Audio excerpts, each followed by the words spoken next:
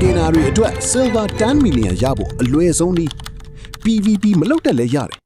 LBN မှာ silver 10 million ရဖို့ beginner အတွက်အလွယ်ဆုံးနည်းကိုပြောပြမယ် silver 10 million ရဖို့ mob တက်ဖို့မလိုဘူး 8.4 gear လည်းမလိုဘူးအရေးကြီးတာကတစ်ခုတည်းတနည်းတွေကိုအမြဲလုပ်ဖို့ပဲဥပမာ gathering လုပ်မယ်ဆို gathering ကိုပဲအာရုံစိုက် crafting လုပ်မယ်ဆို crafting ကိုပဲဆက်လုပ် fishing လုပ်မယ်ဆို fishing ကိုပဲလုပ်လူသက်တော်တော်များများကဒီနေ့ gathering မနေ့ပြန် PVP နောက်နေ့ crafting